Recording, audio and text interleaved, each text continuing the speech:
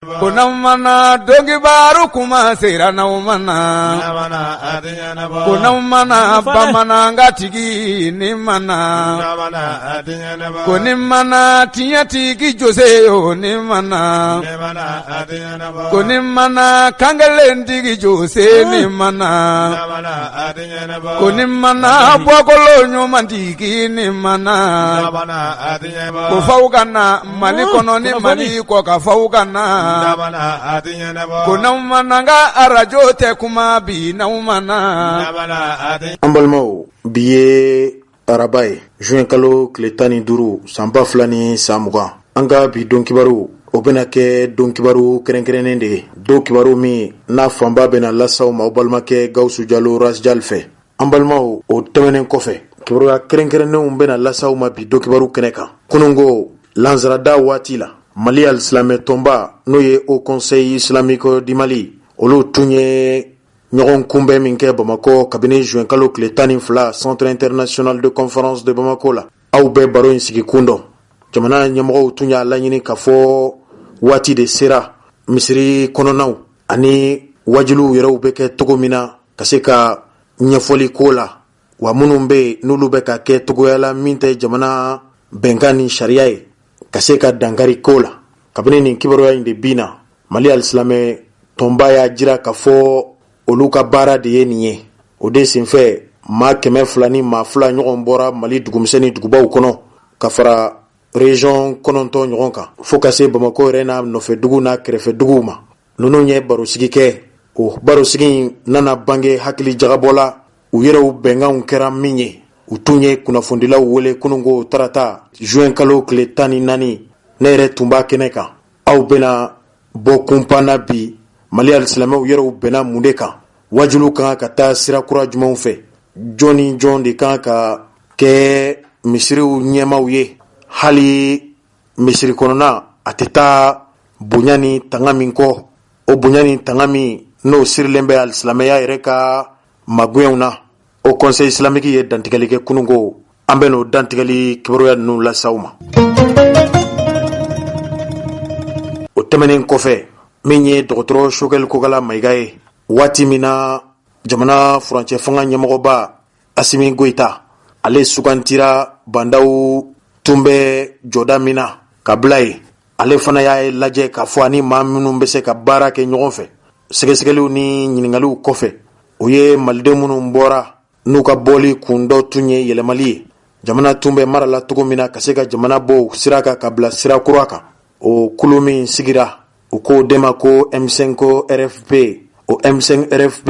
o kulumi sigira singa wati mina nonunga lanyini tunte dore ka Elhaji Ibrahim Boubacar Keita ka fanga paro ala yake fanga imparo na manye ka fo franche fanga koni nana sordasi mununye fanga paro o tunye comité national pour le salut du peuple CNSP nunu nyaay ka fo franche fanga bara tise katani M5 RFP ma wele o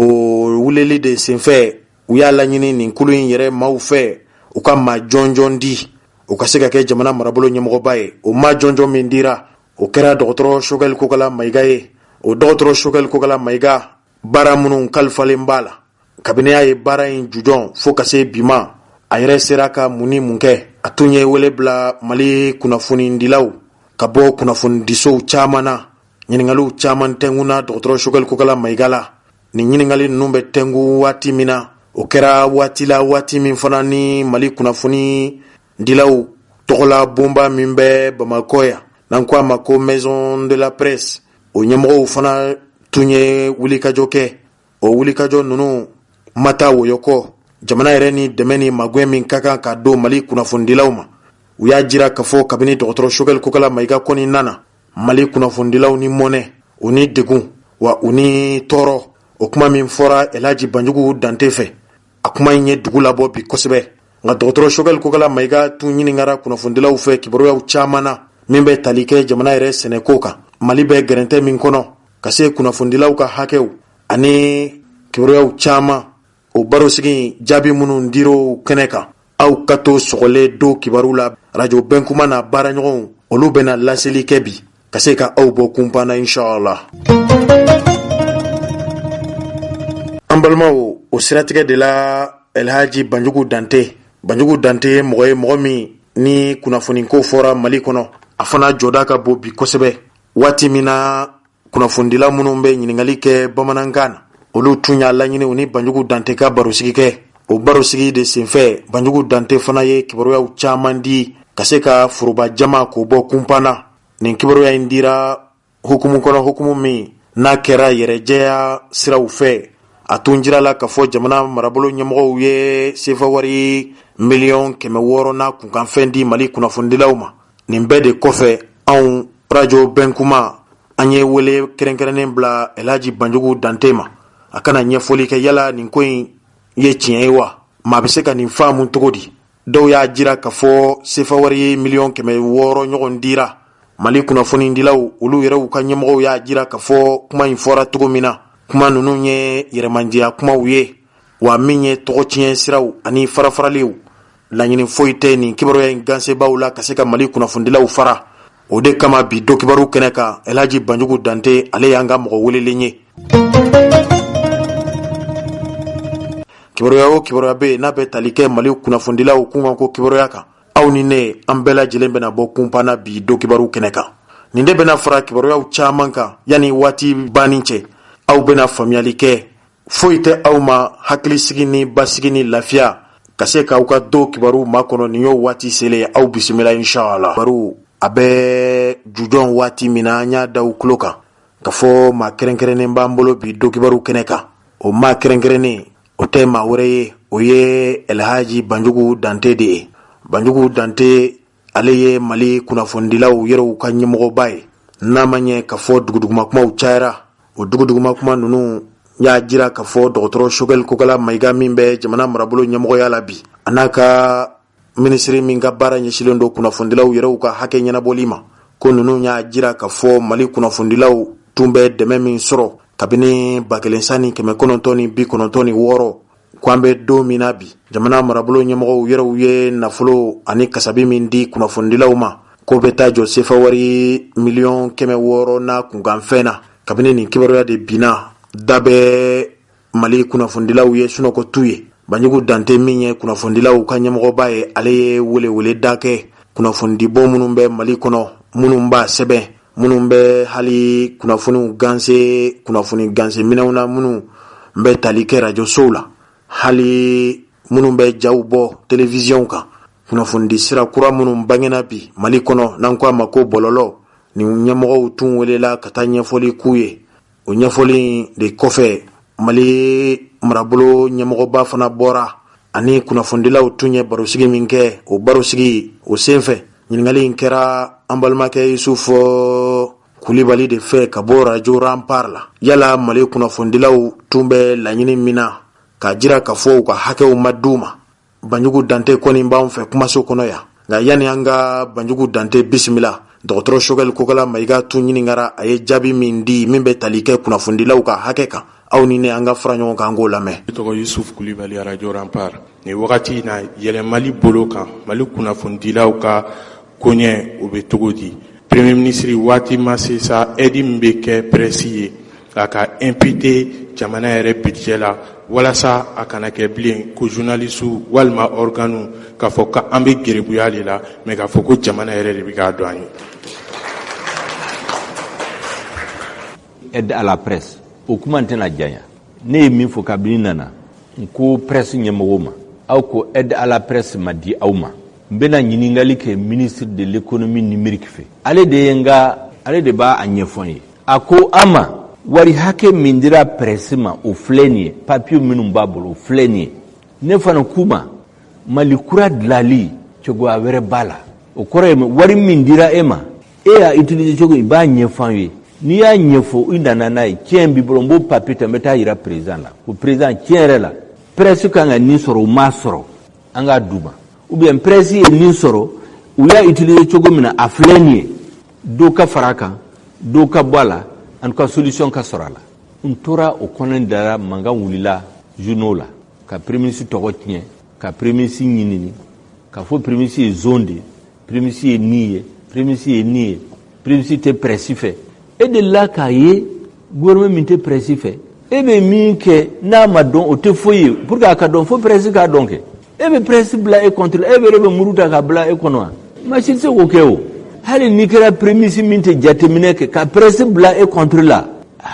o kɔni machine se ka kɛ donc o de kama n k'u ma ko hali sini a ta ka ministre voir a ye ka dossier préparé a ye kɛ discuter n'aw bɛnna kan a bɛna ne voir ni ne bɛ se k'a ɲɛnabɔ n b'a ɲɛnabɔ ni ne se k'a ɲɛnabɔ n b'a ta n bɛ taa président fɛ parce que an ka gouvernement bɛ baara kɛ cogo min na fo maliyɛnw k'a faamu de a tɛ kɛ comme kɔrɔlen de e bɛ wuli ka taa président fɛ ou bien i balima dɔ i bɛ président balima dɔ ka taa ko ɲɛnabɔ sur la tête du premier o tɛ kɛ bi tuguni o président tɛ maa si reçoit o ou bien ka ministre bila ka taa premier ministre ka ko ɲɛnabɔ ka ministre multiplier par 0 o tɛ kɛ an ka gouvernement la o les ministres sont les chefs de département ils ont des collaborateurs min kan k'u dɛmɛ u ka baara la. An balimaw nin de kɔfɛ Banjugu Dante an ka wele sera ma bɛn kuma na baara ɲɔgɔn radio minnu bɛ Mali dugumisɛn ni dugubaw kɔnɔ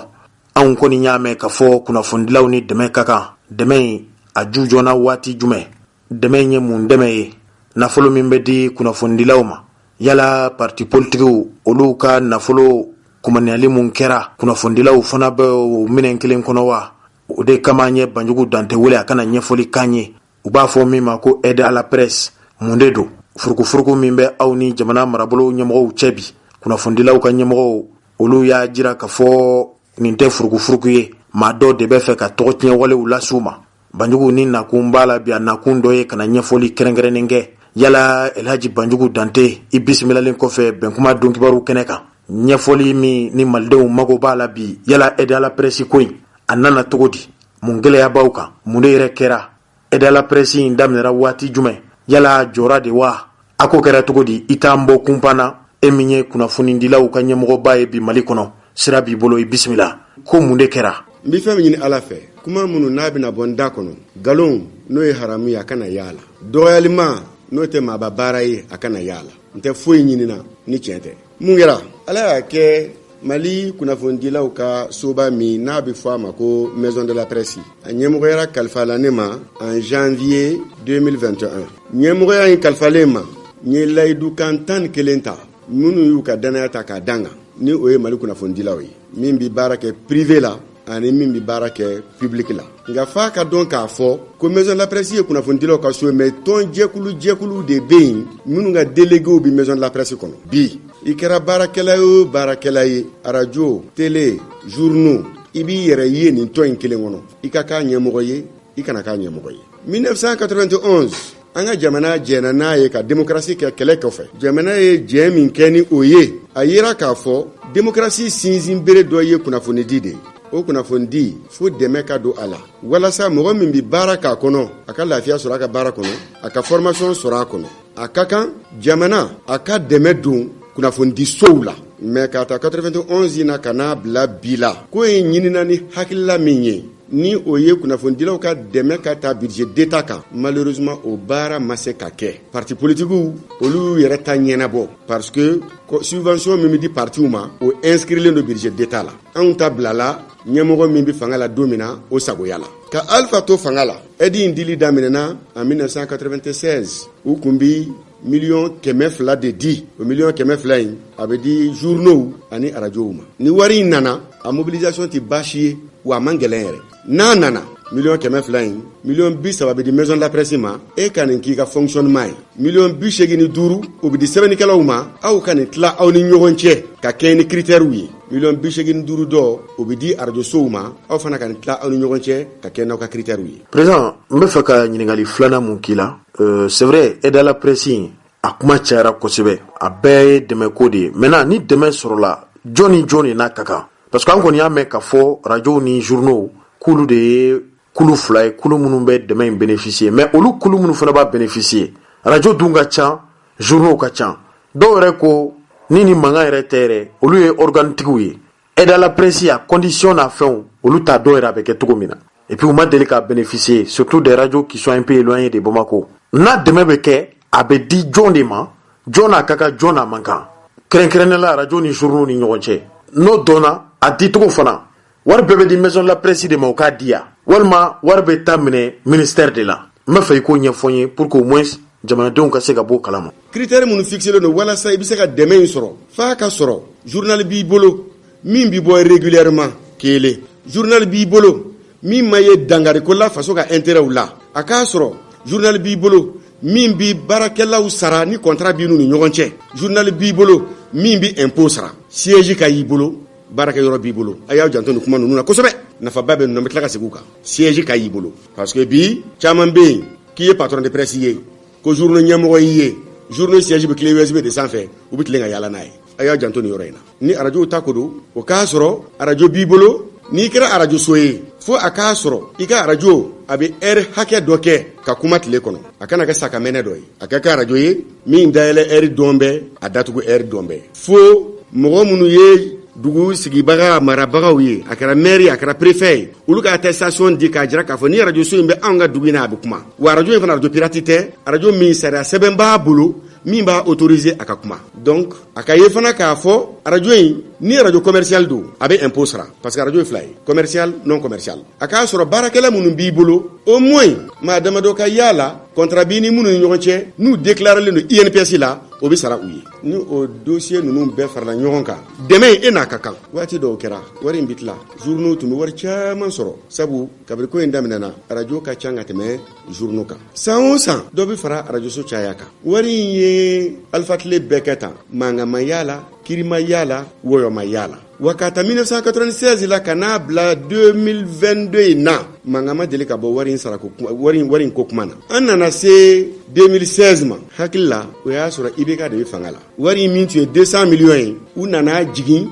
k'a kɛ 180 millions ye miliyɔn 100 ani miliyɔn 80 mais wari in bɛɛ ti bila kuluba bilen miliyɔn 90 o bɛ to kuluba miliyɔn 90 o bɛ bila ka taa ministère de la communication na donc normalement ni budget kɛra miliyɔn 90 min bɛ kuluba olu kan ka k'o di maison de la presse ma miliyɔn 90 min bɛ ministère de la communication na olu b'o di maison de la presse ma o tuma na ministère de la communication bɛ commission wele commission bɛna sigi communiqué bɛ kɛ mɔgɔw k'u ka dossier ladon journaux ka dossier bɛna bila maison de la presse la radio ka dossier bɛna bila maison de la presse la commission présidentielle o bi ministère de la communication de bolo ministère de l'administration territoriale radio sigi bɛ yɔrɔ min na n'u bolo ka mara kɔnɔ o ka représentant o bi don commission na ministère de l'économie et des finances wari bi bɔ olu minnu bolo olu ka représentant o bi don commission na o y'a sɔrɔ haki tɛ yen comité national de l'égal accès aux médias d'état de bɛ yen o ka délégué a bi don commission na maison de la presse ale bi commission na ale bi a secrétariat assuré ka rapport sɛbɛn urtel n'o ye arajo ka mɔgɔw ye olu ka mɔgɔ bi don commission na ASEP n'o ye journaux ka mɔgɔ ye olu bi don commission na u bi dossier bɛɛ ta kelen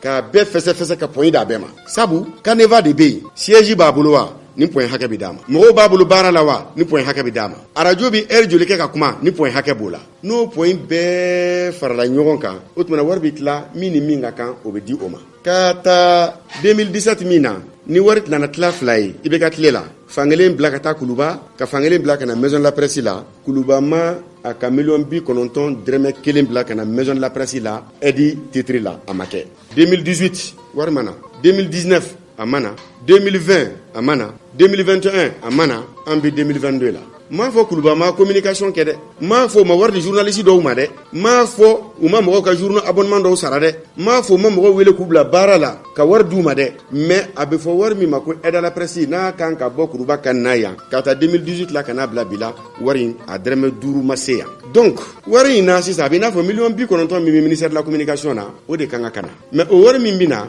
a t'i n'a fɔ san yɛlɛmana ministère de la communication bɛ miliyɔn 90 ta a b'a bila ka na ayi comme a bi bila olu ka budget de kan budget ninnu dun bɛ fɛ ouverture de crédit de bɛ kɛ chaque 6 mois donc premier semestre la u bɛ wari fan dɔ bila ka na deuxième semestre la u bɛ wari fan dɔ bila ka na comme kulubata in tala ka sɔrɔ bilen an bɛ 2018 la o 2018 ministère ye wari min bila ka na maison de la presse la fɔlɔ ça fait à peu près 71 250 000 pour toute l'année 2018 au 2018 y'a sɔrɔ radio min bɛ Mali la a bɛ radio 300 bɔ journaux min bɛ yen a bɛ se journaux 200 ma n'i y'a fɔ k'i bɛ dɔɔnin bɔ wari in na k'a di maison de la presse ma k'a tila radio ni journaux ni ɲɔgɔn cɛ bilahi journal dɔw ni radio dɔw tɛ 600 sɔrɔ donc wari a ma tila an nana se 2019 ma ministère de la communication ye décaissement 2 kɛ premier semestre u ye 45 millions sara deuxième semestre u ye 45 millions sara o bɛnna 90 millions ma an nana ye k'a fɔ hali o wari ni k'i b'o fana tila a tila man di mais dossier bi don cogo di ni 2018 commission bi sigi a bi don ni 2017 dossier de mun na K'a ta 1er janvier 2017 là, kana bila 31 décembre 2017 là, baara min kɛra o kɔnɔ, comptabilité, impôt sarali, i b'o mɔgɔw ka sara kɛli, courant saraw, ani siège affirmation, olu papier de san min banna, o papier de bi fara ɲɔgɔn kan, wari bi sara o san, wari bi kɛ san min écoulé la, au dossier de Bekeka, wari sara no dossier au dossier. Donc ça veut dire que nan tun ye commission sigi en 2018, 2017 papier au lieu de tun nga ladon ka baara kɛ ni o ye. Nan ye commission sigi 2019, ka ta janvier 2018 la kana bila 31 décembre 2018 la, baara kan ka kɛ ni o papier o de. Donc 600, 2018, 71 250 000 beye. 2019, 90 millions beye. Commission tena sigi ko fila kɛ. Wari n'a fara ɲɔgɔn kan fana ka dɔgɔ. Maison de la presse wulila, mɔgɔ min ye premier ministre ye a don ka se a ma. O ye Boubou Cissé. Karisa, million kɛmɛ fila tun bɛ di anw ma. Wari in, an bala ka caya don o don. A kun bɛ tila bɛɛ bɛ dɔɔni sɔrɔ sa, mais wari in yɛrɛ sera kisa ma sisan. Kabini a tilala fila ye, ka fankelen bila ka taa Kuluba, ka fankelen bila ka taa ministère de la communication na. Wari in tɛ se ka tila bilen. E min ye premier ministre ye, wari in tɛ ka fanfɛla la dɛ. A bɛ Kuluba ni ministère de la communication de la. I t'a lajɛ ka ko kɛ an ye, walasa an bɛ se ka commission in sigi wa. Boubou ko wari joli b'aw bolo. An ko 2018 71 millions de dira an ma. 2019 90 millions dira ama. Primature ka war dɔ bɛ a bɛ fɔ o ma ko charge commune. O charge commune ye mun ye? Ni Mali budget calculé la, pourcentage dɔ bɛ calculé ko ye imprévu ye, k'o bila primature niveau la. Boubou ye 200 millions ta o wari na k'a fara wari kan. Donc wari kɛra 361 millions ye. 2019 wari kɛra 290 millions ye. 90 millions min ani Boubou ka 200 millions ye. Commission sigira. Commission sigilen comme 30 millions de kun bɛ di maison de la presse ma ka fonctionnement na. 61 millions min b'a sanfɛ a fɔra bon maison de la presse e ka fonctionnement 2018-2019 e ka 31 millions ta. Wari tɔ bɛ to 300 millions ye. 150 millions o ka di radio sow ma, 150 millions o ka di journaux ma. Commission in sigira ni salle kelen in kɔnɔ. A président bi ministère de la communication bolo. A don mɔgɔ min ye ministère de la communication ka représentant ye n'ale ye commission présidée o ye Assane Diombele ye, n'ale ye ORTM directeur ye bi. Donc depuis au 2020 commission in de nana sigi, commission wɛrɛ ma sigi a kɔfɛ. An nana se 2020 ma. En 2020 papier b'aw bɛɛ bolo. État ye premier semestre la u ye 21 millions et quelques de sara. Deuxième semestre la u ye à peu près 23 millions et quelques sara. N'i y'o wari fila fara ɲɔgɔn kan, ça fait à peu près 55 millions. Donc pour toute l'année 2020, sur 200 millions, on n'a eu que 55 millions. Or, déjà en 2018 et en 2019, radio Mimbe 2020 qu'on a changa temeninka. On m'a dit que 90 millions et 71 millions 250 000 là. Faut premier ministre de Niana Amaka doit faire warning avant ça se là. Ni 55 millions de la 2020. Atla mandi. Ayan seno Edi Madi. Fintala ka boala jetala ka boala. On a c'est janvier 2021 ma. Au janvier 2021 de ne kera maison de la presse Niamogoy. Au premier semestre kono gouvernement est 34 millions sara. Deuxième semestre vers le mois de décembre où il y a mandat d'Odi pour la seconde tranche. Mais au mandat il y a donné maison de la presse a compté en février 2022. Mais bien que au war donna en kuna 97 millions en 2022 warte mandat est 2021 warde. Donc 2021 fanana war fla de sarla 34 millions et 97 millions ni au franc ça fait 131 millions. Journaux chayala ambo bela teletubu ko konfana da l'enfana do kanga de enfana ma ango bon wari yere membe o yere talaka journaux ni radio yere bo télé yere charge bi na o donendo nanga texte ko adopter la wal chama mse ka soro sino mo ko tseka ko teletubu c'est semi doni ko lawo surtout papier munu be radio ni journaux de tobo okumana pour le moment c'est trop compliqué aywa wari ko ni masoro a situation fleur ni ye wari be fara nyonga 71 millions 250 000 2018, 2019 90 millions plus les 200 millions de Boubou, 2021 34 millions plus les 97 millions payés en 2021 mais reçus en février 2022 et ensuite 50 millions kelembe au dira 2020 ni ye mandat utaka dai kinyekro mandat chité à sebente minga mention aide à la presse mais mandat kelembe à sebenembe au de sans faire ko appui à l'achat d'équipement au 50 millions 2020 au sur la tour embarqué ñoko ndakira ministère ko ya sangari anana maison de la presse là o ya soro ni sali ngono chaise té duguma sal fitini ngono chaise té salba ko nana chaise mu ba bekar karlendo studio do bi anor la minanta ko ango a ya comme ekra ministère a so draye yan président ne urtal président il be se ka andeme de mesiko jumena pour que ka équipement do di awma akobo ne ko ne mbulu ate me ba ni premier ministre fe ministre wula tarfa premier ministre nyana yeli be se ka andeme nga ordinateur ni chaise ni feno ni ka la maison de la presse là bubu 50 millions da o 50 millions ministère de la communication ye o blakana maison de la presse là munu ba nyamoya la don wiye minon san ka bla o wari bɛɛ lajɛrɛlen de faralen ɲɔgɔn kan o de bɛ bɛn 600 millions ma ka taa 2018 la ka n'a bila bi la hali wari min tilala 2020 ka kɛ ni bubu ka 200 millions ni 71 millions 90 millions o bɛɛ lajɛrɛlen faralen ɲɔgɔn kan o de bɛnna 602 591 950 o de bɛnna o kan. Président, ni kuma in kɔni samana kosɛbɛ aw ni gouvernement cɛ fo ka se jamanakuntigi ma a fɔra ko ale fana bɛ nin ko in kalama mais aw ka bɛnbaliya kun yɛrɛ n'a fɔra ko k'i ɲininka e yɛrɛ y'a kɛ mun de ye aw ye ko dɔ de kɛ min ma bɛn u ma wa ka fɔ kabini ninnu nana u ma se ka dɔrɔmɛ kelen mago ɲɛ kunnafonidilaw ye kunnafoni yɛrɛ bɛ se ka san sɔrɔ cogo min na gouvernement ma se ka jɔyɔrɔ fa u la mais Asimi fana jɔda kɛra mun ye nin na aw ma ɲini k'a ye ya bon ni kɔni sera k'a fɔ an ye vraiment nin bɛ kɛ sababu ye k'an bɔ kunpanna nin ko in na quoi mun de gɛlɛyabaw ni jamana marabagaw cɛ parce que aw ni gouvernement bɛ se ka bila ɲɔgɔn na mais après aw ni transition ɲɛmɔgɔ yɛrɛ bɛ se ka tila ka ɲɔgɔn ye ka bɛn ko la o bɛɛ bɛ se ka kɛ. ayiwa sisan gouvernement ye baara kura dɔ daminɛ ko ministre min ye baara min kɛ k'i ka t'o ɲɛfɔ i ye ministère sɔrɔ état min na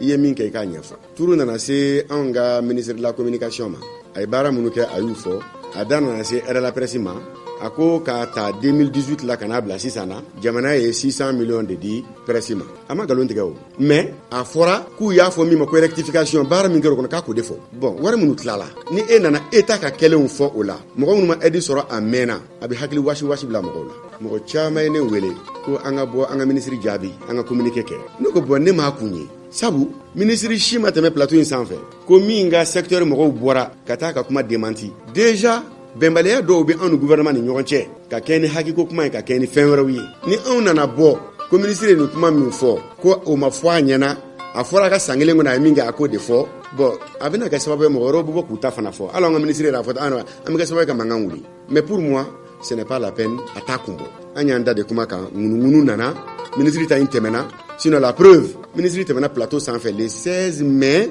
2022 plus de 2 semaines après anw ma fin fɔ ministre ye anw ma jɛ fɔ a ye parce que pour nous a kɔni taara ka kuma fɔ pour que ka bilan dɔ dégager ça c'est pas un problème mais minnu bɛ télé lajɛ n'u bɛ hakili sɔrɔ olu b'a dɔn k'a fɔ 600 millions de transition ka wari dilen ye 600 millions wari tilalen yɛrɛ fɔra a la an nana an da de o kan ko nana gɛlɛya cogo di a mɛnna ne ye lettre dɔ adressé président de la transition ma n ko n b'a fɛ n'a ka ɲɔgɔn ye parce que janvier an n'a ye ɲɔgɔn ye o janvier an ye aide à la presse ko kuma in fɔ a ɲɛna o janvier an ka mɔgɔ min élila ka taa hakili la n'u y'a sen bɔ a la ka sɔrɔ kuma fɔ a la an y'o kuma fɔ a ɲɛna o janvier o y'a sɔrɔ banda o ka gouvernement ye layidu ta ɲɛ k'u bɛ maison de la presse in dilan o baaraw bɛ senna o janvier an ka dalala min n'a tiɲɛnen don hali n'i ye yan dilan k'a ɲɛ ni goudron ma kɛ dalala na k'a dilan ka ɲɛ nɔgɔ bɛ tila ka cɛ ka da o kan a bɛ kɛ tiɲɛnifɛn ye ne ye nin kuma bɛɛ lajɛlen ɲɛfɔ président de la transition ɲɛna a ko n ma n b'a lajɛ ka fɛn o fɛn ni n bɛ se k'a kɛ walasa nin ko ninnu ka se ka teliya n bɛ o kow lajɛ mais k'a ta janvier la ka n'a bila sisan na taama mɛnɛ sisi ma bɔ n ma baasi y'o la hali n'a sɔrɔla o kɔfɛ activiste dɔw bɛ yen minnu tɛ maliyɛnw ye olu reçoira bɛɛ y'a ye télé la bɛɛ y'a ye Facebook sanfɛ mais en tout cas ne ma reçoit m'o kɛ baasi ye. Président Banjugu Dante Ba Sidiki Touré ye kunnafonidila ye bon an tɛ se k'a fɔ kunnafonidila tun don ka d'a kan a ko a bɛ baara jɔ a b'a ɲɔngiri a ɲɔngirili fana dɛnnen don a ka tiɲɛw seginni n'a ma o de y'a to a ye baaraw ɲɔngiri Ba Sidiki ka kibaruya in wulilen ka se bi ma a ma dogo mɔgɔ si la aw yɛrɛ ye dɛmɛ min don a ye a ma daminɛ Ba Sidiki la aw ye nin kɛ Mali kunnafonidilaw caman ye an bɛ fɛ Ba Sidiki ko in a ko nana cogo di mun de bɛ Ba Sidiki ko in kun kan ɲɛma sɔrɔ a la wa a bɛ komi dɔgɔtɔrɔ Sogɛli Kokala Mayiga fana bɛ nin ko in kalama kosɛbɛ e fana ma wuli ka jɔ kɛ ka s'a ma ani 600,000 ko min fɔra premier ministre fana fɛ tiɲɛ don wa hali n'a y'a sɔrɔ i da sera a ma mais o t'a to an k'i ɲininka dɛ 600,000 min fɔra gouvernement fɛ a ɲɛfɔ an ye. ala nana kɛ Ba Sidiki bɔra ka kuma ka tila k'a fɔ ale b'a ka participation suspend an ka instance la a bɛ maison de la presse a bɛ ASEP la Ba Sidiki ka bureau tɔ min bɛ yen Ba Sidiki démissionné olu y'a ɲini sisan k'u bɛ taa Kuluba ko ka taa u ka haminako dɔw fɔ ye olu reçoira olu dun ye maison de la presse membre dɔw ye nka maison de la presse ma reçoit u taara Kuluba président yɛrɛ m'u reçoit mais a ka conseil dɔw y'u reçoit u bɔra yen ko rencontre kun organisé len don u ni premier ministre fana ni ɲɔgɔn cɛ premier ministre kelen b'u reçoit ko tiɲɛna ye ne ko tiɲɛ yɔrɔ bɔra yen mun na a ma mɛn ministre ye lettre ci anw ma k'an ka aide situation kɛ o k'a dɔn u bɛ min kɛ anw ni premier ministre ka mɔgɔw an ye réunion caman kɛ a ka ca kojugu wari minnu dira an ma a tilala cogo na n y'a bɛɛ ɲɛfɔ ne ni premier ministre ka taa sigili la ka n'a bila bi la nin y'a kalo 12 ye mais ani ne ye ɲɔgɔn ye a ka ca siɲɛ 10 ye jamana n kelen n'a kelen an ye ɲɔgɔn ye a ka ca siɲɛ 10 ye en privé et en rencontre élargie kuma si tɛ yen ma min fɔ a ye n ko nin ko in bɛ dilan ni volonté politique de n y'a ɲɛfɔ a ye ka explication d'a ma maa min tu as le privilège bonya dara i ka ni premier ministre ka ɲɔgɔn ye kalo kɔnɔ siɲɛ kelen e taara min ɲini a fɛ ni o ma ɲɛnabɔ k'o ye fila ye soit tu demandes l'impossible soit l'autre est de mauvaise foi ɲɔgɔn ye laban min ni na ma sigi o kɔfɛ ka kuma a ye kuma min fɔ n bɛ segin a kan a ko Dante nous sommes d'accord sur notre désaccord ça veut dire que e ni ne an tɛna bɛn kuma na ne fana ko a ma si nous sommes d'accord sur notre désaccord ce n'est plus nécessaire de discuter o sɔrɔla mun fɛ ne sera a ma n ko monsieur le premier ministre a ko Basiriki sen ka bɔ fɛn na ne ma baasi foyi y'a la hali ni Basiriki bɔra la minnu bɛna kɛ ka remplacer olu bɛɛ ye ne ka mɔgɔ de ye mais min ka di ne ye n'a sɔrɔla min bɛ reprocher la Basiriki la ko c'est une situation intime qui concerne sa vie privée a ye maison de la presse yɛrɛ k'a to yen a ye Basiriki wele karisa anw ye e tɔgɔ bɔ a la k'a sababuya kɛ nin de ye n'i ko an ka bɔ n'a kuma ye kɛnɛma an bɛ bɔ n'a ye n ko n'o kɛra Basiriki yɛrɛ n'a dɔn a yɛrɛ ma k'a fɔ a ni yɔrɔ in taali man kan a bɛ ne libéré o tuma na ne fana bɛ mɔgɔ dɔn in ka remplacement autorisé mais anw votera de n'i kɔni ma ɲɛ k'i bɛ élection ye résultat contesté i b'o contesté ni droit de ani argument de mais ni o tɛ tiɲɛ yɛrɛ la ni ne nin kɛ a bɛ i n'a fɔ n ye janfa nin bɛɛ kɛra k'a ban an bɛ taa ka segin na ɲɔgɔn nɔfɛ a ma premier ministre na président de la transition tɔgɔ fɔ kuma na dɛ an balila ka mun ye a taara CNT ɲɛkɔrɔ premier ministre ko président de la transition de y'a décidé ko a tɔgɔ ka bɔ a la ko et puis ale ni maison de la presse président ye ɲɔgɔn ye ale y'a fɔ a ɲɛna ko enquête de moralité de kɛra Basiriki kan a jirala k'a fɔ k'a ni baara in man kɛ sabu sika kɛn b'a la ko ne y'a fɔ ale ɲɛna ko enquête min kɛra SOE fɛ k'o tɛ ne ɲɛsira la ne ko ni mɔgɔ min y'i jɔ k'a fɔ président da kɔnɔ kuma t'i ɲɛsira la SOE ka enquête kɛlen t'i ɲɛsira la i jɔn bɛ bolo dɔ kan or ne de ye min fɔ ale o t'o ye ne de ko ale ma a ka Basiriki yɛrɛ wele min b'i reprocher la o k'a fɔ a yɛrɛ ɲɛna mais ne taara fɔ ko ne ko enquête tɛ ɲɛsira la ça veut dire que je suis devenu un rebelle ne fana bɔra k'a fɔ n ko premier ministre ye kuma min fɔ m'a fɔ bi m'a fɔ sini min tɛmɛna n'a cɛ o ye nin de ye a ye min fɔ CNT la o ye nin ye an y'o kuma bila ye maintenant ka segin ka na kuma kɔnɔ Basiriki ka bureau mɔgɔ tɔ minnu taara premier ministre fɛ yen a y'a fɔ olu ɲɛna k'u ka lettre ci ale ma ko aide à la presse sara la maison de la presse ye ko wari min d'u ma ko 600 millions wa preuve bɛɛ bɛ ale yɛrɛ bolo u ka lettre ci u ma ale bɛ preuve di ninnu ma o dun y'a sɔrɔ ale ye papier bɛɛ minɛ ne bolo dépense fɛn fɛn kɛra wari la wari donna doncogo la o rapport bɛɛ kɛra k'o bɛɛ di ale ma dernier rapport min dira premier ministre ma c'était le 20 avril o mɔgɔ ninnu fana ye lettre sɛbɛn k'a di premier ministre ma k'a ka preuve d'u ma ko wari sarala ko gɛlɛyara pourquoi parce que ministre bɔra tɛ la ka million 100 ko kuma fɔ premier ministre ye mɔgɔ dɔw reçoit k'olu ka lettre ci ale ma k'ale bɛ preuve d'u ma ko wari sarala anw dun y'a fɔ e yɛrɛ premier ministre ɲɛna k'a ta ni sayina ka n'a bila ni sayina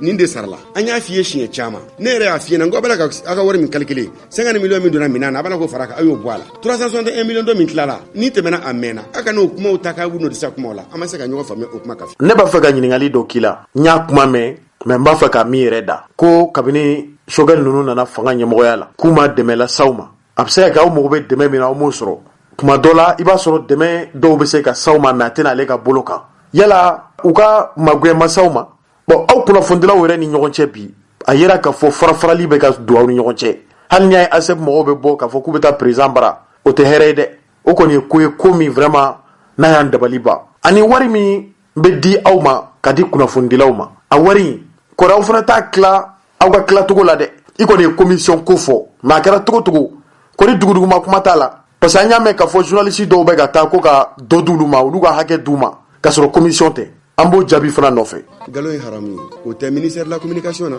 o tɛ premier ministre la ne filɛ nin ye maison de la presse ɲɛmɔgɔya in na nin ye a kalo 18 ye 1 an et demi an y'a télé organisé sur nos textes an ye journée mondiale de la radio organisé an ye journée mondiale de la liberté de la presse organisé an ye atelier organisé pour les journalistes pour les animateurs pour les acteurs des médias sociaux ni dɛrɛmɛ 5 n'a bɔra primature la a y'aw yɛrɛ dɛmɛ ni nin ye walima ni essence litre 1 bɔra primature la wali ou bien ministère la k'a don maison de la presse kɔnɔ yan hali kiyama ka sigi mais journaliste jɛkulu bilala ne banjugu kɔ yan kan dɔgɔya kan neni ko n tugun bɛ transition nɔfɛ n ko n bɛna min fɔ aw ye ministre tɛ Mali la ne bɛ min ka so yɔrɔ dɔn ma waso ma kafa ma yaada mais ni kuma don sara n ka kuma je ne suis pas venu à la maison de la presse les mains vides bon o duuru ma di an ma fi ma d'a ma jɛ ma di an ma gouvernement m'a fɔ k'an ye wari détourné dɛ premier ministre kɔni nin kuma in fɔ mɔgɔw ɲɛna a y'a fɔ mais a y'a dabɔ min kama an b'a walawala dɔw bɔra groupe whatsapp sanfɛ an ka wari dunna a donna tan a bɔra tan kiri kara kiri ne ka mɔgɔw commencera ka énerver n ko hey attention ne fa ye kuma dɔ fɔ n ye ni mankan wuli i kunkan ni fɛnɛ mankan wuli a bɛ kɛ wo ye foyi tɛ faamuya la ni mankan kan cira i hakili sigi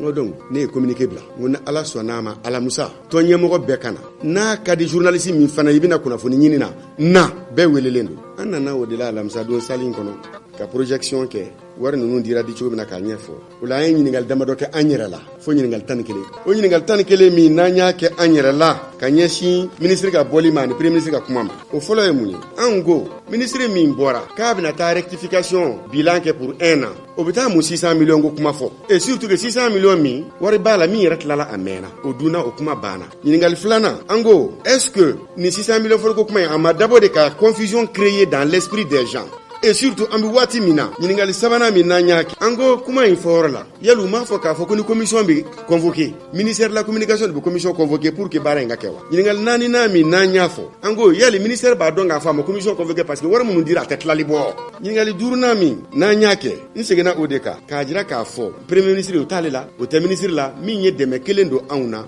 k'a fɔ karisa a ye nin minɛ a ka baara kɛ n'a ye ɲininkali wɔɔrɔnan min n'an y'a kɛ an ko yali premier ministre min ye layidu ba kelen ni kelen ta anw ye n'a kelen ma timɛ mun'o m'u da maga o kuma na ɲininkali 7 min n'an y'a kɛ ya maison de la presse min n'a rénovera administration ye continuité de ye mais gouvernement tɛmɛnen o de y'a marché di ka fɛn bɛɛ lajɛlen an ye wuli ka jɔ min kun kan a rénovation kɛra à 171 millions o 171 millions dɛrɛmɛ 5 ma di anw ma dɛ ministère de l'urbanisme de ye appel d'offre kɛ ka entreprise ɲini ka wari d'a ma entreprise nana ka wari baara kɛ a taara n'a yɛrɛ et puis entrepreneur yɛrɛ min ye baara kɛ à l'heure où je vous parle, il n'a pas encore reçu son argent. Selon ce comment j'ai appris. A avoir le trésor de là. On t'a calme. Ɲininkali segina min n'anga mo ɲininkali kɛ. Munna u ka kuma kɔnɔ m'a fɔ ko journaliste groupe fitinin bɛ yen ani videomani 1000 tan bɛ diɲɛ fan bɛɛ minnu bɛ baara la premier ministre ye a bɛ min kɛla olu ye n'a dama mɔgɔ kuma na mais fɛn ma kɛ maison de la presse ye. Pourquoi a m'o kuma fɔ? Ɲininkali 9nan ye min ye. ORTM bi maison de la presse kɔnɔ. Munna i bɛ taa kunnafoni dafabali di ORTM min sanfɛ. Yali o tɛ kɛ sababu ye fana anw ni ORTM min bi maison de la presse kelen in kɔnɔna na an ka ɲugu ɲɔgɔn na wa? Ɲininkali 10nan min n'an k'an b'a kɛ bi mɔgɔ mana kuma a ye maliyɛnw fara ɲɔgɔn kan an ka bɛn est ce que nin kunnafoni ninnu dili sisan hali n'a sɔrɔ ko tiɲɛ don wari ninnu dira a mɛnna k'a di nin di cogo in na a n'a dira mɔgɔ minnu ma olu taara condition min na un président démissionnaire membre de la maison de la presse au ka bureau équipe mɔgɔ tɔw information dɔ bɛ di olu de ma sisan pour déstabiliser la maison de la presse yali nafa jumɛn bɛ nin na sisan an dun b'a la ko maliyɛnw ka bɛn ɲininkali 11nan min n'an b'a kɛ a ka kɛ yɛrɛ i m'a fɔ k'i ye kuma fɔ ninnu ɲɛna kojugu kama mais olu bɔra e fɛ yen don min na o dugusajɛ journaux ni mɔgɔw commencera k'a fɔ k'a fɔra ko 600 millions détournera mun na primature ma bɔ k'a fɔ an b'o fɔ aw ɲɛna pourquoi on m'a démenti anw ye nin ɲininkali 11 min kɛ an y'a jira k'a fɔ ni an ma jaabi an yɛrɛ bɛ se ka jaabi dɔw di a la an m'a fɔ ko in kɛra nin cogoya in na ko kun b'a la dɛ mais anw yɛrɛ fɛ a kun bɛ se ka kɛ mun ye fɔlɔ bɛnbaliya min bi transition ɲɛmɔgɔw ni anw ni ɲɔgɔn cɛ ka kɛ ni hakiko in ye a bɛ se ka k'o ye kun filanan premier ministre taara kuma minnu fɔ CNT kɔnɔ n'o tɛ sababa ye ni ne bɔra k'a fɔ n k'o kuma tɛ tiɲɛ ye peut-être o dimiya tɔ b'a la a b'a fɛ ko o ta juru sara bɔ kuma sabanan ye mun ye journée mondiale de la liberté de la presse min kɛra an y'a jira k'a fɔ n ko gɛlɛya min ni journalistes y'a sɔrɔ ɲina kabiri presse ko daminɛ Mali la a ma deli k'a ɲɔgɔnna gɛlɛya sɔrɔ radiotigiw y'a kuma fɔ journaux y'a kuma fɔ o fantanya kuma min fɔra nin embargo tile in na peut-être o fana digira gouvernement na certainement ko in bɛ se ka ko ye mais kun wɛrɛ min bɛ se ka yala premier ministre ka baara kɔnɔna na n'a bi kuma ka gɛlɛ waleya jugu ta ka mɔgɔ sɛgɛrɛ parti politique ni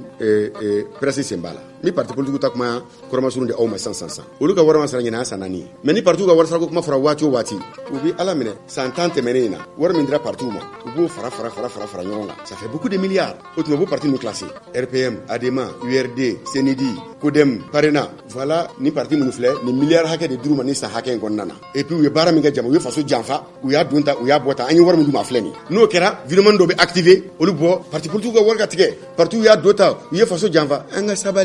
sabali kabarala ka ne da ne ma don parti la depuis ala kan dama don ma ka parti la n ye min kɛ o ye syndicalisme ni presse de mais n'a fɔra an ka tiɲɛ fɔ ɲɔgɔn na premier ministre min bɛ nin baara kɛ ni vidéoman bɔ ka parti tan k'u ye wari dun u y'a dun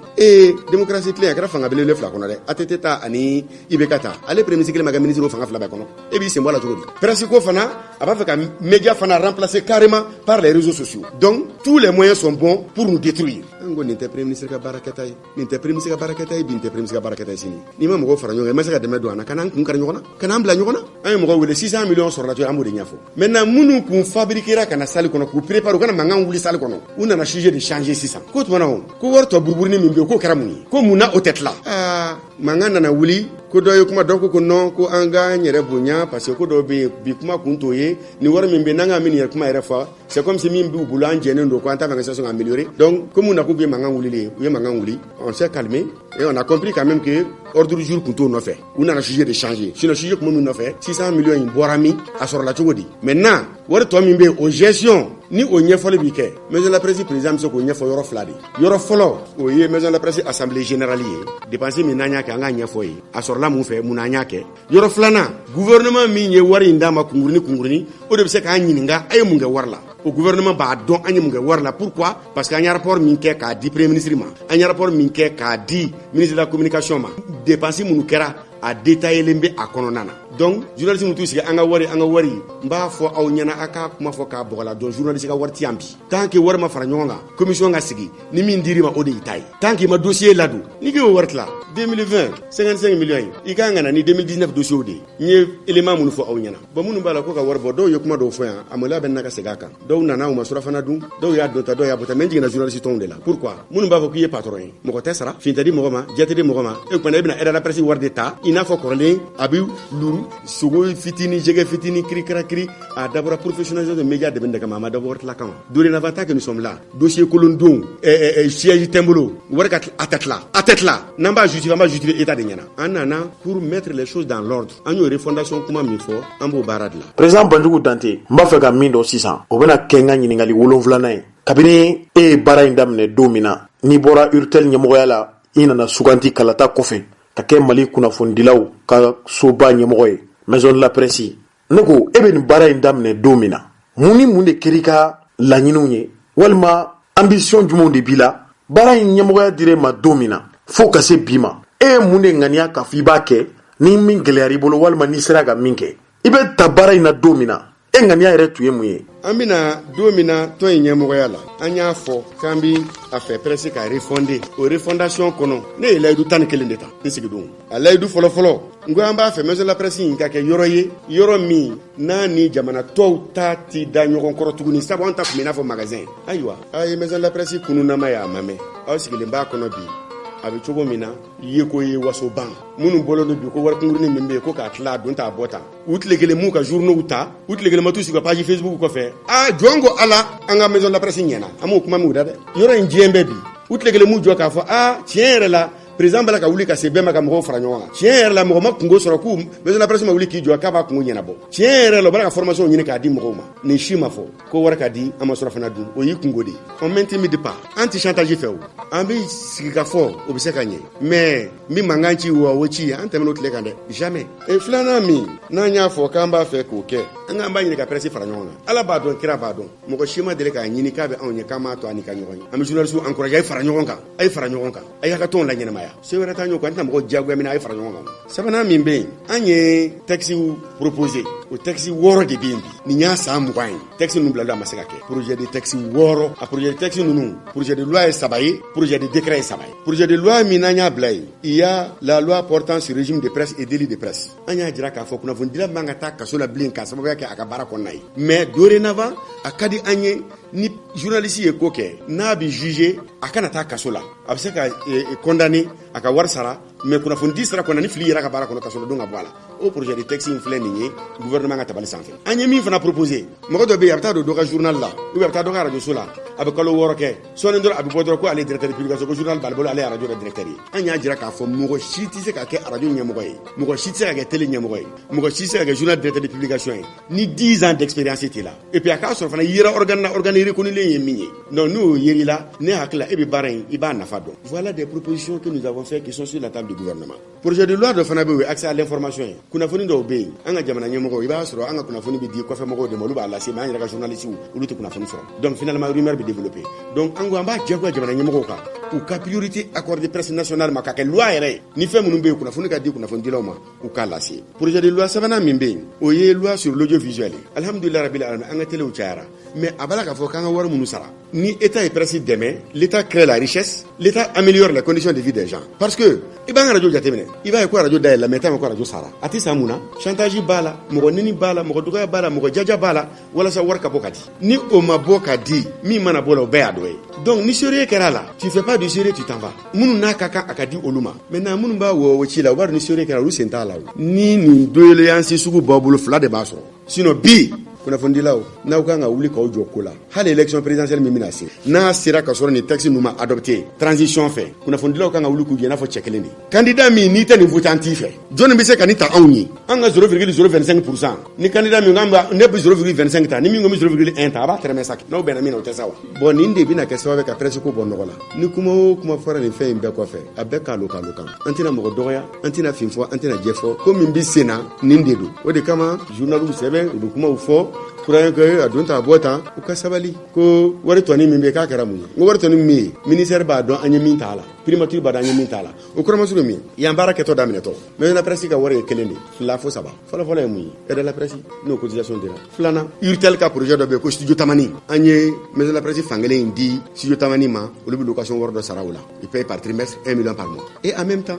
ni sali location war no kera o salu wari anta di journaliste ma war la ni mo wara mu na ba de lu de en même temps corona ko nunu ne nana watina rencontre tekala partenaire u tara et anye yanchi kabara min kala kalo chamambo ka karo wuli derme kelente sorla ubunu ka machine branché courant bi jeni jibi jeni karo wuli lendo mugo bi amunu bara la obisara mais ni fin flat tumbe mi mo tonchi wuli ka jo maison la presse la mino nya fo awye folo en okun so position en o ye fin o te fin sutrale obi ye nya la kogo perempere na cheno chona bewe président Banjugu Dante abe komi anga baro imbe ka sa kuncheroma ikoni i anjabili munke a jaranye ambi foki wala imando anya me fana ka fo maison la presse yere o miye mali kuna fondilaw ka sobaye akara togo ni kuna fondilaw nana na wakati bula ta wakati bula modo de be munu bu dairi menyini wakati bela jele no yi barakelaw yi yala ulu be condition yumana wa walma e nale isiraga yelema do alawa maison la presse barakelaw ka damne secrétaire la hali munu be yoro koloshi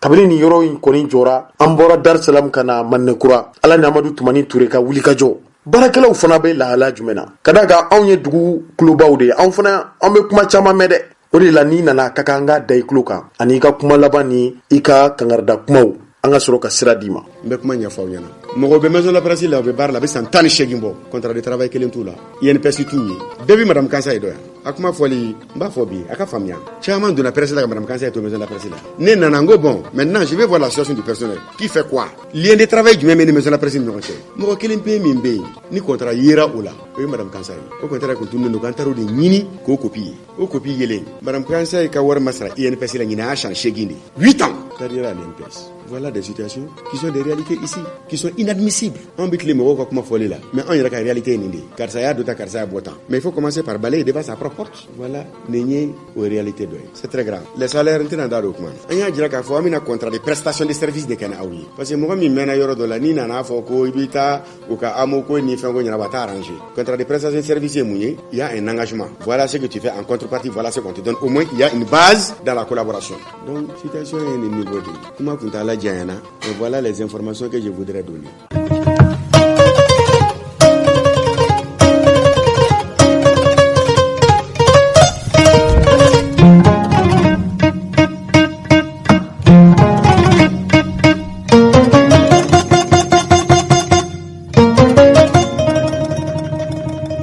Ambalmau kunungo obena juin kalo kletani nanima Mali al-Islamé ton yero ka kuluba no ye au conseil islamique du Mali ale tunye wele dake kuna fondilaw ye kaseka nyefoli mimbe talike barusigi mi tun jujona yero fe na manye jamana marabolo nyemo tunya jira kafu ubena haklina mimbe talike Mali re aseli yero olu la sanuali mimbe talike misiriko okunganko kiboro yauka o temenen kofe hali munumbe nube hadamaden waju yala bɛɛ kan ko kɛ wa minnu bɛ ka kɛ olu bɛ ka kɛ sira jumɛnw kan siga kɔni tɛ min na kunnafoni sɛbɛn minnu b'an bolo kɔrɔ yan olu y'a jira k'a fɔ n'i y'a ye jamana marabolo ɲɛmɔgɔw wulila k'a jira k'a fɔ Mali sera dakun na bi dakun min ni diinɛ ko a bunakun ma ta famaw fɛ ba la a bɛ ɲini kana taa ka dan kɛ diinɛmaw yɛrɛw de bɛ bɔ ka ɲɔgɔn buruja ɲɔgɔn lagosiw ni tɔgɔtiɲɛ walew ani taabolo lagosiw nin de tun kɛra al-Islamɛw taabolo ye Mali kɔnɔ nin kuma min fɔra hali n'a y'a sɔrɔ u yɛrɛw y'a jira k'a fɔ min ye diinɛ ani diinɛmaw cɛla gwɛlɛyalen min bɛ bi furugufurugu bɛ se ka ban cogo min na o y'olu fɛla ye wa hali diinɛ laseli ani diinɛ a bɛ ganse bon minnu kɔnɔ n'o ye misiriw ye ni jamana marabolo ɲɛmɔgɔw kɔni ka hakilina de y'o ye o ye koɲuman ye nka min ye haut conseil ɲɛmɔgɔw dimikun ye u y'a jira k'a fɔ nin ko in tɛ se ka taa ni olu tɛ o de senfɛ u yɛrɛw y'a jira k'a fɔ jamana marabolo ɲɛmɔgɔw ka sɔbɔ o sɔbɔli de kɛra sabu ye u ye wele bila mali alisilamɛw ma ka bɔ mali dugumisɛn ni dugubaw caman kɔnɔ ɲɔgɔn kunbɛ kɛnɛ kan min kɛra juin kalo tile 12 tɛmɛnen jamana yɛrɛ ɲɔgɔn kunbɛ yɔrɔ min bɛ n'an ko a ma ko centre international de conférence de Bamako dɔw ko a ma ko CICB nin baara in kɛra waati jan kɔnɔ alisilamɛw yɛrɛ u ɲiningara yala u b'a fɛ a ko ka tɛmɛ sira jumɛnw fɛ o kɛnɛ de kuncɛlen jaabi jɔnjɔn min bɔr'o la o jaabi o kɛra alisilamɛw yɛrɛw ka ɲɔgɔn da sumusumu kɔfɛ a bɛ komi nin kɛra alisilamɛ ɲɛmɔgɔ fanba hakilina ye maaba caman tun bɛ i n'a fɔ Mohamed Traoré u ko min ma ko Traoré ba ka se Mohamed Maki ba mali alisilamɛ denmisɛnw ka yɛrɛ wasatɔn min bɛ n'an ko a ma ko ijmaw ɲɛmɔgɔba don wa min ye haut conseil fana maa don fo ka se Abubakar Yakubu Dugure Ibrahim Jabi ale ye diinɛ lasela ye ijma o tɛmɛnen kɔfɛ mali alimamiw tɔgɔla tɔnba n'o ye imama ye o tun bɛ kɛnɛ kan fo ka se Carnɔ Hadi Cam ni dɔw ko a ma ko segukaw ka cam an da tɛna se ka s'a bɛɛ ma ninnu ye maa damadɔw de ye an tun y'a kanu ka minnu ka yeli ɲɛfɔ aw ye nka kɛnɛ in yɛrɛ a tun sigi kun ye min ye o ye hakilina ni miiriya min taara u fɛ ka se k'o da duniyama tulo kan o hakilina ninnu nana ɲɛfɔ maa min fɛ o tɛ maa wɛrɛ ye an ko de ma ko Mohamed Traoré dɔw k'a ma ko Traoré ba ale de ye sigi ani bɛnkan min taara alisilamɛw ka ɲɔgɔn kunbɛn min kɛra juin kalo tile 12 kɔfɛ ale ye ɲɛfɔli ko la yala o ɲɛfɔli ye mun de ye cɛkɔrɔba ni musokɔrɔbaw aw ni ne an t'an tulo majɔ an k'o lamɛn bɛnkan kɛra min ye alisilamɛw yɛrɛw ni ɲɔgɔn cɛ an k'o lamɛn walasa anw ka se ka bɔ kunpanna Mohamed Traoré ye ɲɛfɔli k'a la an bɛ baara in daminɛ ni masa Taala tɔgɔ barikama ye duniya hinɛ labɔlen tigi don lahara hinɛ kɛrɛnkɛrɛnlen tigi don haut conseil islamique Mali kɔnɔ nin y'a ka sariya talenw ye fɔnko ɲɔgɔnya min bɛ kɛ wajibi ko la ani ɲɔgɔn sama min bɛ misiri ko la nin ye sariya talen ye haut conseil islamique fɛ o koɲɛ in dilanni na tano bɛ ala ye danfɛn bɛɛ jɛlen ma don bonya ni nɛɛma ni kisi an b'o ɲini ala fɛ a k'o kɛ cidenw la kɔrɔ talen kan ani a somɔgɔw ani a jɛɲɔgɔnw fɛn min bɛ o bɛɛ lajɛlen kɔfɛ an k'a dɔn misiriw ye Allahu Taala ka so de ye dugukolo in kan an k'a dɔn wajuli kɛko ɲuman fana ye nebi ɲumanw ni cidenw de ka taa sira ye bonya ni nɛɛma ni kisi bɛ u ma wa dɔnnikɛlaw fɔ ka taa se alikiyama ma olu de ye nebi ɲumanw ni cidenw tiɲɛtabaga ye nin baara fila in na nin baara fila in kɛko ɲuman de bɛ adamaden ɲɛ a yɛrɛ kolo la nin baara fila in kɛko ɲuman o de bɛ sigida fana ɲɛ o de bɛ jamana ɲɛ awa sariya kolow kuranna ni hadisi la wajibi kɛko ɲuman u y'o fɔ k'o perepere latigɛ k'o ban misiri ko ɲɛnabɔli a n'a dilancogo ɲuman sariya ka kolodenw u y'o fana fɛsɛ k'o bɛɛ lajɛlen fɔ k'o ban n'i y'a lajɛ kuranna kɔnɔ a bɛ fɔ fɛn min ma ko didenw kofɔra sura min kɔnɔ o aya 125 ala ko yen nɔ Muhamadu i ni mɔntonw a ye wele kɛ ka taa ala ma ni kodɔn ye a ye wele kɛ ka taa ala ma ni wajili cɛɲi ye ni ɲɔgɔn sɔsɔ donna o wajili ko la aw k'o fana kɛ ni walew bɛɛ lajɛlen la cɛɲi ye aw k'o kɛ ni kuma bɛɛ lajɛlen la cɛɲi ye Allahu Taala ko fana suratul jin n'o ye jinɛw kofɔra sura min kɔnɔ o aya 18 na ala ko ye k'aw k'a dɔn misiri minnu filɛ nin ye ale Allahu Taala taw de don an kana fɛn bato k'a fara ala kan a kɔnɔ an kana fɛn wele k'a fara ala kan a kɔnɔ nka ni maa min tigi ye anw ka waajuli kɛnɛ lajɛ bi ni maa min ye anw ka misiri ko ɲɛnabɔli kɛnɛ lajɛ bi jɔrɔba bi minɛ a la hamiba bi minɛ a la ka daa ka mun na fɛnw bangena kɔnɔ fɛn min tɛ a dɔ ye ɲɔgɔn nenu bangena kɔnɔ ɲɔgɔn buruja bangena kɔnɔ ɲɔgɔn bɔdala o bangena kɔnɔ ka adamadenw lebu o bɔkolo la o bangena a kɔnɔ ka maninfinw yɛrɛ kun jaatiw fana lebu o bangena a kɔnɔ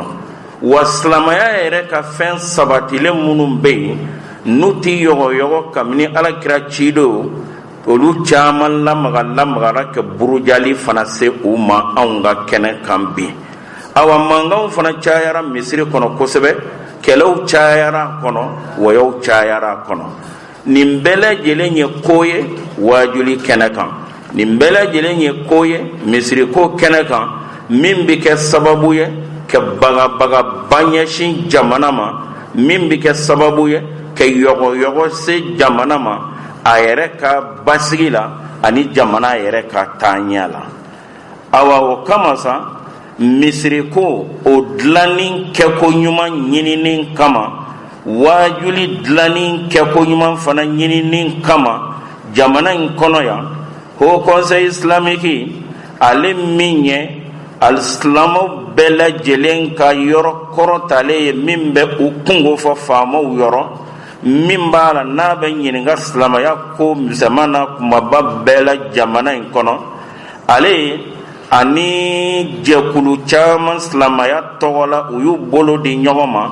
kɛrɛnkɛrɛnnenya na an ka alimami tɔnba u y'u bolo di ɲɔgɔn ma ka sariya dɔw ta waajuliko kunkan ka sariya dɔw ta misiriko fana kunkan o sariya ninnu ani o koɲɛ ninnu o de natɔ filɛ nin kuma nata in kɔnɔ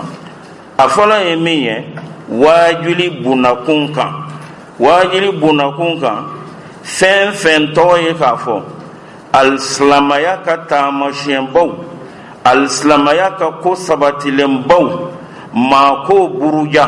maa k'olu yɔgɔyɔgɔ o bɛ jate kojuguba ye mali kɔnɔ ɲangili belebele bɛ kɛ min fana kunkan alisilamaya fɛnba ninnu bɛ n'a fɔ dani masa belebeleba in yɛrɛ ka burujali se o ma ka fɛn se o ma ani min man kan wali mɛlɛkɛw ka burujali se olu ma wali cidenw ka burujali se olu ma wali nabi ɲumanw ka burujali se olu ma wali masa taala ye kitabu minnu jigi ka bɔ a yɔrɔ kana adamadenw kanani kama ka burujali se olu ma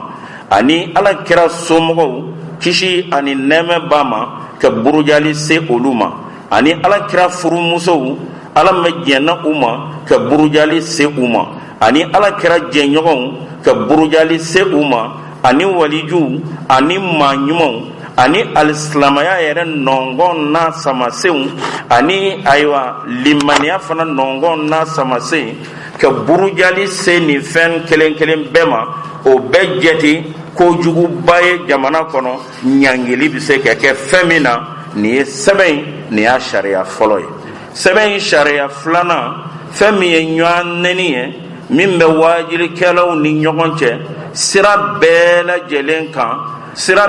lajɛlen kan ka taa bila hali bɔlɔlɔ siraw kan ɲɔgɔn nɛni ani ɲɔgɔn buruja mali kɔnɔ yan o bɛ jate kojuguba ye ɲangili bɛ kɛ kojugu min na a sabanan ye fɛn min ye maninfinw ka mankanw o kumakanw ka yɛlɛma don o la k'a bɔ a dabolo kan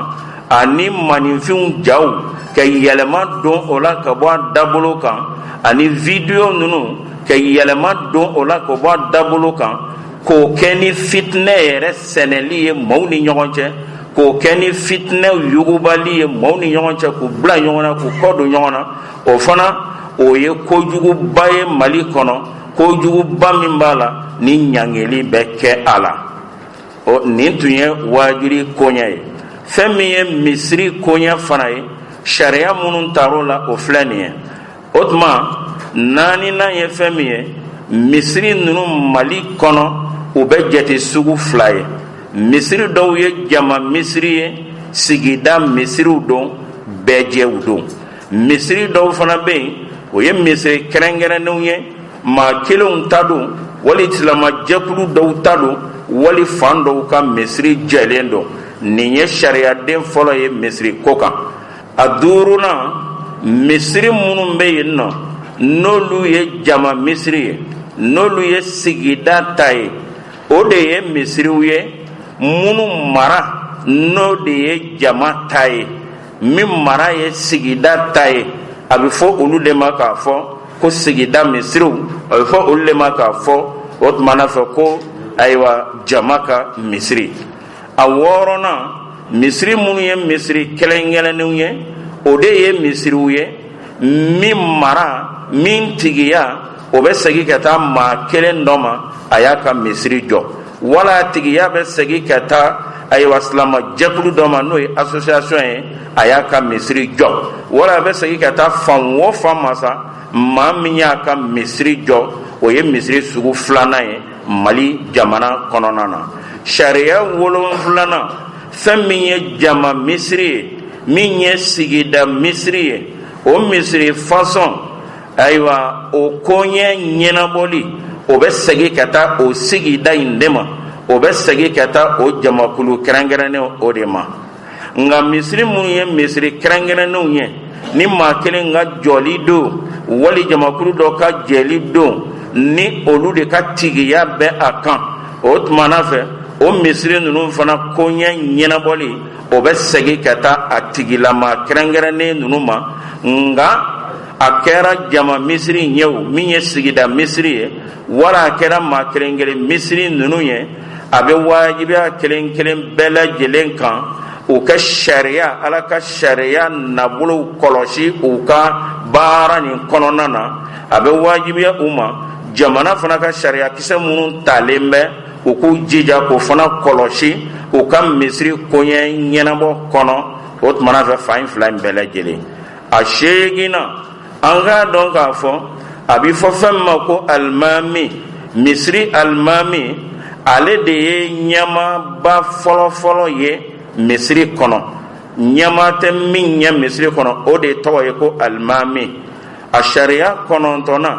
o alimami o sigili sigida misiriw la jama misiriw la o sigili koɲɛ o bɛ segin ka taa jama n'o sigidaw de ma n'olu ye min sigi o de y'u ka alimami ye. Misiri minnu b'a la ni misiri kɛrɛnkɛrɛnnenw don ni maa kelen ta don wali association ta don wali fan dɔ ta don o tuma na fɛ o fana alimami o sigili o bɛ segin ka taa o tigi kɛrɛnkɛrɛnnen o de fana ma.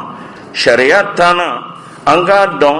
alimami nɔlabila n'an b'a fɔ ma ko nayibu o ni seliwelelaw olu bɛɛ lajɛlen misiri kɔnɔ min ye jama misiri sigida misiri ye o tuma na fɛ alimami a sigili o bɛ segin ka taa olu de ma. Jama min ta don sigida min ta don olu de bɛ alimami ayiwa ka alimami falanko ye n'o de ye alimami ka nayibu ye u b'o sigi nka u tɛ se k'o sigi abada f'u kɛ alimami kɔnɔna ko ɲini ko in na k'a fana ka sagoya ɲini ko in kɔnɔ u kɛ jɛ ka baara kɛ ɲɔgɔn fɛ o ye wajibi bilen ye jama misiriw kɔnɔna na. Nka fɛn min ye misiri kɛrɛnkɛrɛnnenw ye n'o de ye association wali maa kelenw ka misiri ye a cɛ ka ɲi kosɛbɛ adamadenya la bɛn sira kɔnɔ n'o fana alimami nayibu bɛ sigi n'o seliwelela bɛ sigi u k'u jija kɛ alimami fana kɔnɔna ko ɲini o ko la k'o kɛ bɛn kɔnɔ. Sariya 11 na an k'a dɔn k'a fɔ misiri maa minnu sigilen b'a kɔnɔ n'o y'a ko ɲɛnabɔ misiri ye n'u b'a fɔ ma ko comité de gestion n'o de ye misiri koɲɛw ɲɛnabɔ jɛkuluw ye a bɛ wajibiya olu ma u kɛ alimami u ka ayiwa a kɔnɔna ko ɲini misiri koɲɛw labɛnni na kow ti ta u fɛ k'u cɔrɔ alimami da la. Alimami de ye ɲɛma fɔlɔ ye wa alimami de bɛ ɲininka o ko ninnu fana na ko ti ta k'a cɔrɔ a da la. Sariya 12nan an k'a dɔn alimamiya a dulonnen don alimami si la fo a ka taa fatu don min na. Fɔ n'a yɛrɛ ye alimamiya sariti dɔ tiɲɛ foni darula dɔ cuna a yɛrɛ kan min bɛ se k'a yɛrɛ bali alimamiya la o kɔ a b'a ka baara kɔntine fɔ ka taa a sa. O tɛmɛnen kɔfɛ fɛn minnu ye fɛn lɔkɔlenw ye fɛnba samasenw don ni sariya in kɔnɔ min b'a la dulonnen don wajibi ko la minnu dulonnen don misiri ko la o tumana fɛ o y'an ka sariya 13 ye o ye Haut Conseil ka sariya 13 ye o ye mun ye k'a fɔ fɛnɲɔgɔnya fɛn n'a bi kɛ nin sɛbɛn in kɔnɔ kuma la n'a bi kɛ nin ko in kun ka misiri ko kan wali wajibi ko kan o ko ninnu bɛɛ lajɛlen ɲɛnabɔli a n'a ɲɛfɔli o kunkun n'a ɲɛɲɛ o bɛ segin ka taa Haut Conseil islamique de ma a yɛrɛ ka sigi sɛbɛnw a n'a yɛrɛ ka sigi papiyew sariya minnu b'o kɔnɔ a fana bi sɛmɛ o la o ko ɲɛfɔli bɛɛ bɛ ale bolo. Sariya 14 na ni Ala nana kɛ sariya minnu talen filɛ nin ye ni dɔ nana kana dɔ wuyan dɔ nana kana fili kɛ a kɔnɔ o tuma u k'a dɔn k'a fɔ fɛn min ye ɲangata ye min ka kan ka sin i ma k'a da i ka kojugu kɛlen kan wajuli kɔnɔ ɲangata min ka kan ka da i kan ka da i ka kojugu kɛlen kɔnɔ misiri ko la o tuma Haut Conseil islamique o de y'o ɲɛnabɔbaa ye tuma dɔw la a b'i ka wale jugu yira i la k'i ni hakili yira tuma dɔw la a yɛrɛ bɛ se k'i sigi k'i jalaki k'i sigi jɔn na tuma dɔw la a yɛrɛ bɛ se k'i ka alimamiya dulon ka se waati damadɔ ma ale yɛrɛ b'a ye ko wagati damadɔ min bɛ wasa kɛ i seli la i dan na nin ko in kɛli la o la sa k'a bɛ ɲini jamana faamaw fɛ jamana faama minnu da bɛ nin ko fasɔn ninnu na a bɛ ɲini u fɛ u k'u jija ka Haut Conseil islamique dɛmɛ cogo bɛɛ lajɛlen na o tumana fɛ nin baara ninnu kɛko ɲuman na a ka sariya ninnu talen ninnu olu lawaleya ko ɲuman na o bɛ ɲini olu fɛ. Sariyaden 15 na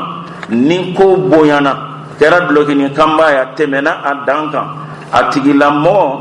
dan bɛɛ lajɛlen tɛmɛna a fɛ Haut Conseil islamique dɛsɛra a ko la o tuma min ye wajibi ye faama minnu b'an bɛɛ lajɛlen kunna ko bɛ tasa k'a di u ma Ala kana Haut Conseil dɛsɛ a ka sariya tataw la. Sariya 16 na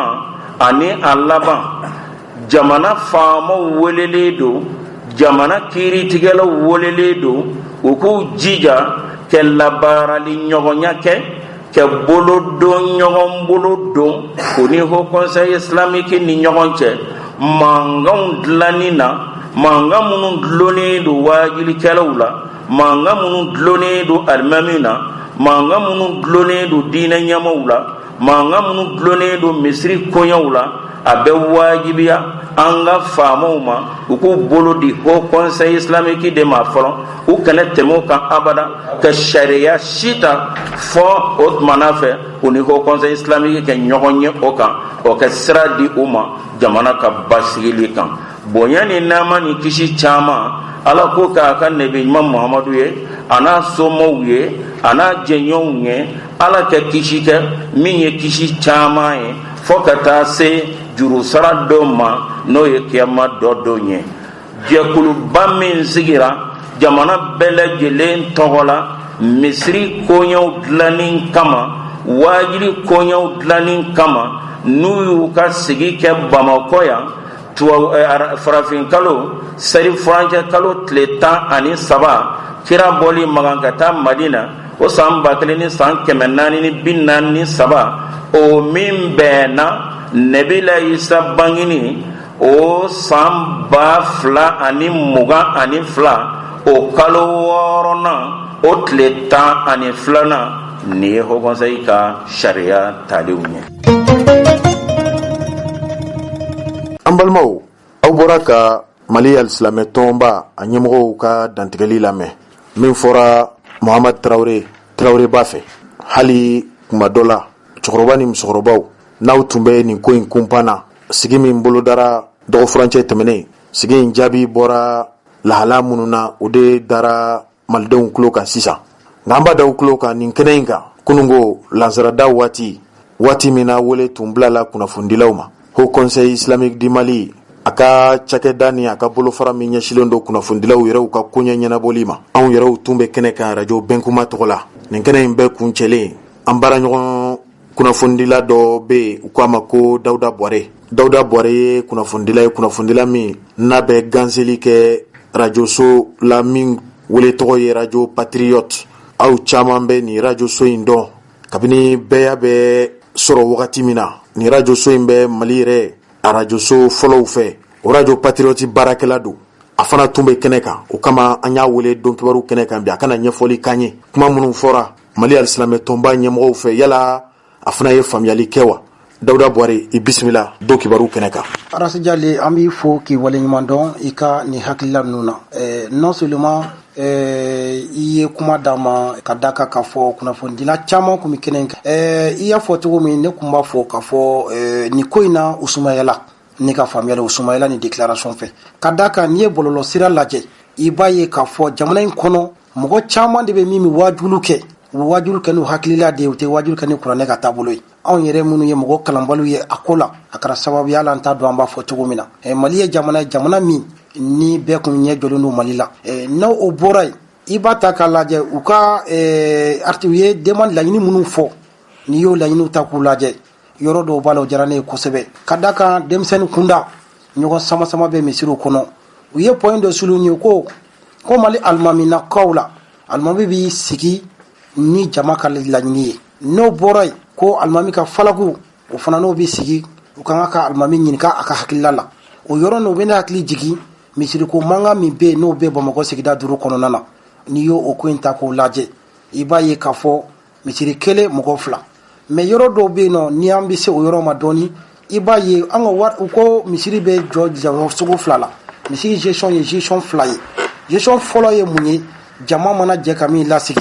Gestion 2nan ye jumɛn ye mɔgɔ kelen mana wari bɔ a yɛrɛ kunna k'a ka misiri jɔ a ba ka d'a ye cogo min a b'a kibaruya kɛ ten. Bon maintenant Mali kɔnɔ n'ale n'a sɔrɔ o ma bɔ a la o y'a taabolo ye o ye hakilila u ka o baara ninnu olu ka ɲɛ an y'o faamuya sɔrɔ o la mais fɛn min ye jamana baara ta fanfɛla ye an b'a ye ni waritigiw ye misiriw rénovation kɛ i b'a sɔrɔ misiri jɔlen don a mɛnna mais waritigiw dɔw bɛna dɔrɔn ka wari b'u kunna ka misiri kɔnɔna dilan k'a ɲɛ kosɛbɛ ni image dira dɔrɔn mankan bɛ wuli ka jɔ misiri kɔnɔ alors que an b'a ɲini o conseil islamique fɛ ne ka faamuyala u ye décision bɔ sisan mɔgɔ o mɔgɔ n'i ye wajulu kɛcogo jugu la ou bien ye neni kɛ réseaux sociaux kan ne yɛrɛ bolo kan ka sanction Usumayala u kan ka nin baara in ta directement le haut conseil islamique Mali kɔnɔ Mali ye jamana min silamɛ ka ca kosɛbɛ u ka taa ni loi di assemblée nationale ma u ka promulguer ka voter o yɔrɔ bɛɛ la ka bila en application o ye ne ka faamuya ta fanfɛla ye o yɔrɔ kɔfɛ n'o kɛra mɔgɔ o mɔgɔ bɛ wajulu kɛ ne bɛ appel min lancer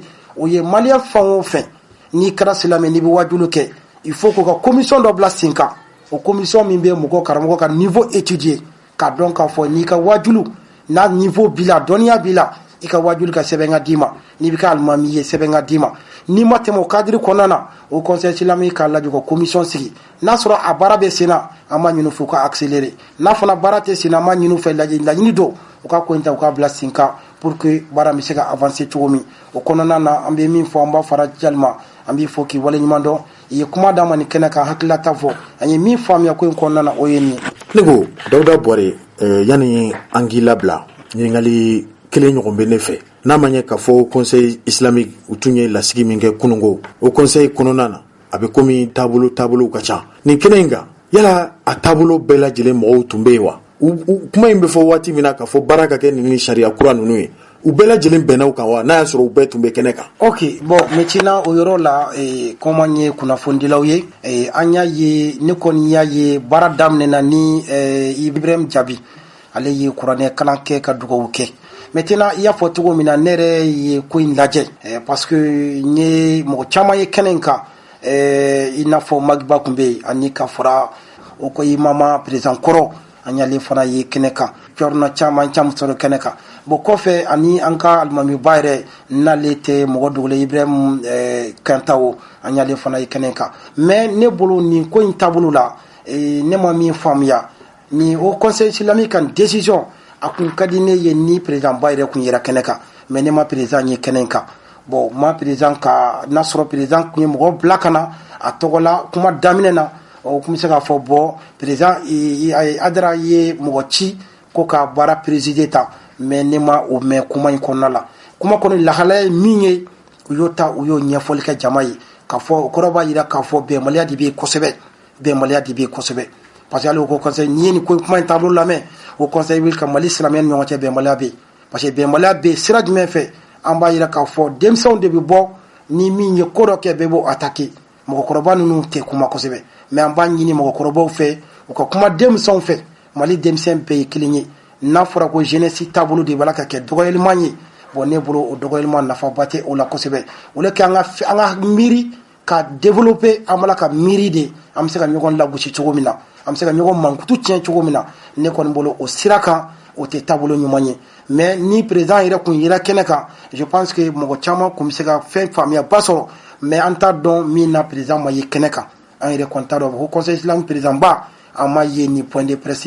kɛnɛ kan bon an kɔni t'a dɔn min y'a empêché ka na au contraire point de presse lu kun b'a fɔ bon président ma na mais ni yamaruya de y'a to ni darula de y'a to a ma na mais an m'o kuma mɛn bon n'u kun y'a ɲininka n'a kun ye kuma di anw ma yen nɔ an yɛrɛ bolo kunna kuma d'an ma an kun b'u ɲininka mun de la a ma na kɛnɛ kan bon maintenant an b'a ɲininka n'a ye kuma in mɛn n'a ye information sɔrɔ n'a sɔrɔ a bɛ se ka ɲɛfɔli kɛ ou bien n'a ka mɔgɔ bɛ se ka ɲɛfɔli k'an ye k'a dɔn min y'a to a ma ye kɛnɛ kan an bɛ se k'o kɔnɔ o kɛra an bɛna kɔnɔdɔfili ko ye an bɛ se ka min fɔ o yɔrɔ la sisan o ye nin jaabi. an balimaw nin tun ye Dawuda Bɔre ka bɔ radio Patriote la ale ye seereya minnu sɔrɔ au conseil islamique Mali alisilamɛ tɔnba ka kunungo lajɛ la n'o lajɛ in kun tun ye ka alisilamɛw ladɔnniya sariya kura minnu taara diinɛmaw u yɛrɛw minnu bɛ dantigɛliw kɛ ala wele yɔrɔw la o furuku barika tun bonyana jamana marabolo ɲɛmɔgɔw fana tun ye wulikajɔ kɛ kibaruya minnu tun bɛ senna o kibaruya ninnu walasa a ka se ka jɔ alisilamɛw ni ɲɔgɔn cɛ furuku tigɛrɛnzonyali kumaw hali ɲɔgɔn burujali kumaw nin tun cayara kosɛbɛ bɔlɔlɔ siraw kan o min ŋaniya taara Mali furancɛ fanga ɲɛmɔgɔw fɛ o de bangena nin jaabi ninnu na maa caman bɛ ɲininkali kɛ bi ko mun de y'a to alisilamɛw ka tɔnba ɲɛmɔgɔba o tɛ maa wɛrɛ ye o ye Sherifu Usumani Madani Hayidara de ye o Sherifu Usumani Madani Hayidara ye ko a tun kan ka ye kɛnɛ kan kunungo hali ni sirifukɛ ma kɛnɛ sɔrɔ nka fanga pereperiya tigɛli di aw ma ka fɔ dɔgɔfurancɛ tɛmɛnen sigi min jaabiw bɔra kunu o sigi yɛrɛ waati min na a nun bɛ don ɲɔgɔn kunbɛn bon min bɛ Bamakɔ yan Centre International de Conférence de Bamako o Sherifu Usumani Madani Hayidara in tun bɛ kɛnɛ kan a yɛrɛ tun ye dantigɛli kɛ hakilina ni miiriya ni kɔlɔsili minnu b'a fɛ ka ɲɛsin alisilamɛw ka ɲɔgɔn minɛ ani alisilamɛw ka bɛn ma sirifukɛ ye kuma min fɔ nin baara in yɛrɛ bɛ koromo kari waati min na an ka fara ɲɔgɔn kan an ka Sherifu Usumani Madani Hayidara ale ka dantigɛli kumaw k'olu lamɛn. An bɛ Ala de fo ka segin ka Ala fo ka Ala barikada kuma surunya kama kuma bɛɛ fɔra ka ban an bɛ nisɔndiya yɔrɔ min na bi an k'an ka Ala fo kosɛbɛ nin ye donba ye don min Mali y'a ɲini fo a dɛsɛra la fo Ala y'a di bi. A t'i n'a fɔ nin kɛnɛ in dabɔra an filɛ kɛnɛ ka cogo min na ko a labɛnna de k'a kɛ dɛsɛ kɛra la de faama o faama tɛmɛna Mali la a bɛɛ y'a seko kɛ nin baara in na a si ma se an b'a bɛɛ kɛnɛ ka fana a seerew bi yan ani minnu y'a baara kɛ o de la limama sigira an fɛ alimamiw ka tɔn ni limama don ne ni Amadu Bile de wulila ka jɔ su fɛ tile fɛ a ka se ka sigi ka fara an karamɔgɔ tɔw kan nka wuli ka jɔ a n'a boli ne na Amadu Bile de y'a kɛ pour que limama ka sigi comme ni an yɛrɛ dɛsɛra ni alimamiw sera ka bɛn silamɛya bɛ ɲɛ an ye limama ŋaniyani nin de ye Amadu Bile bɛna ne fɛ yen don min na a ko Hayidara ne kɔni nan'i fɛ n b'a ɲini fɛ Ala kama n sera mɔgɔ dɔw ma o ko min ka gɛlɛ olu ɲɛna k'o ye ta ye tuma na n nana ɲini fɛ i ka sabali pour que an ka se ka nin baara in kɛ i kana foyi fɔ maa ye hali ni maa min y'i nɛni i k'a to Ala ma ne ye layidu ta Amadu Bile n ko n sɔnna n ko mɛ n bɛ layidu kelen f'i ye kabini Ala ka ne da n ma maa dɔgɔya kabini Ala ka n da n ma maa tigɛ o ma n ka kuma na mais histoire b'a seereya histoire b'a seereya ne b'o wele da Mali bɛɛ kɔnɔ ni kasɛti kelen bɛ maa bolo ko Hayidara ye nin fɔ ne ma wajuli la n bɛ fɛ a tigi k'a bɔ ni i jaabi tɔ tɛ ko Hayidara ye nin fɔ k'a resa ma Mali bɛɛ n b'a kasɛti ɲini kabini ala kan dani ma mane ni ma ma atake mi fe aka fam fulo o de la ne ko amadu bilema bi laydu dima laydu kelen dama de do o laydu me kana ma jabi ngombo laydu de dima nyoti kana mane ni kamna ala kan dani ma mane ni de bi nini mbi ntasara ngome bi laydu dima aidara ti ma jabi tukuni lima ma sigira tane mi fe ka foye an shere chama bi kene kaya ani minu mulla ani fama ye ni barake président minu temena ka barake u ba nyamaya di gouverneur uma e Bamako ya an bi je ka ke papier kurule bitoy alors atara nyefe sisan fo islamia bi na fo abna ke théâtre an ga jamana ko wala fama ya ye jamana tse ka tota atse ka tota me fama fo e an ba fo ashimiya na barake nyon ko an bi dubaw kawye an ba ko fe faso jolila mais an b'a fɔ ye ka da ka idara de bi kuma kamina ala kan da ma ka mugandu ma muganyina fɛ mais n'a ye ɲuman kɛ an b'a fɔ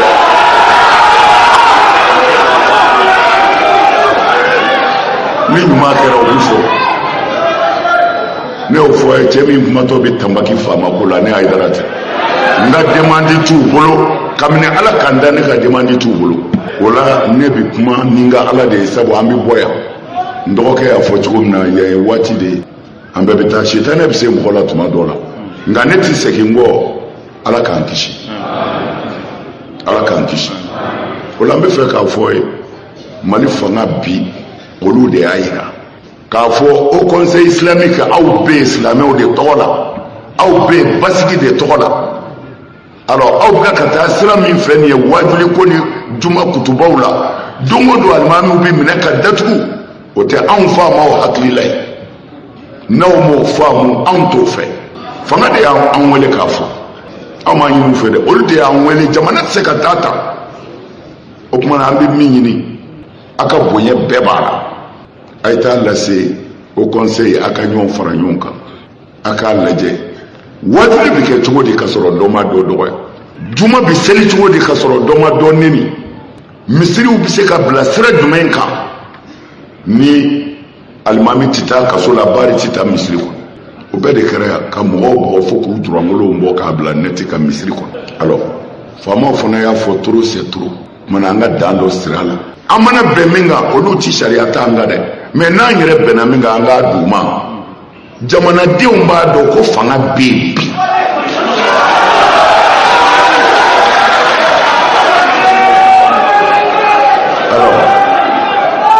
o la n bɛ fɛ ka min fɔ k'a fɔ sisan ko karamɔgɔ dɔ ko tan karamɔgɔ dɔ ka taaliku kɛ o ka kuma kan o y'anw ka diinɛ taacogo yɛrɛ o y'anw ka diinɛ taacogo ye ni ne ko seli fana ye jɔgo 4 ye ni Tarawele ko jɔgo 5 don ne dun y'a fɔ mɔgɔ ye ko 4 don min bɛ ɲini ne fɛ dɔrɔn n ka na ni n ka 4 dalilu ye min ko 5 don min ɲininen b'a fana fɛ na n'i ka 5 dalilu ye kana fɔ i bɛ nin neni kana lebu i ka dalilu di minnu b'a mɛn fa t'u la hakilimaw don u bɛ tiɲɛ na parce que fo ka nin yɔrɔ fɔ a bɛ se ka kɛ mɔgɔw kɔnɔ ni min ye min fɔ o y'a bannen ye non non non ni min ye min fɔ o t'a bannen ye dɛ n'i ye min fɔ n'o tɛ ne ta ye ala ɲɛ bɛ ne dusukun na ni n ye attaqué ne yɛrɛ bɛ bɔ ala fɛ ala bɛ bɔ ne fɛ o ye dusukun de ye mais sariya bɛ min ɲini ne fɛ min fɔra n'o ma bɛn ne ma ne kana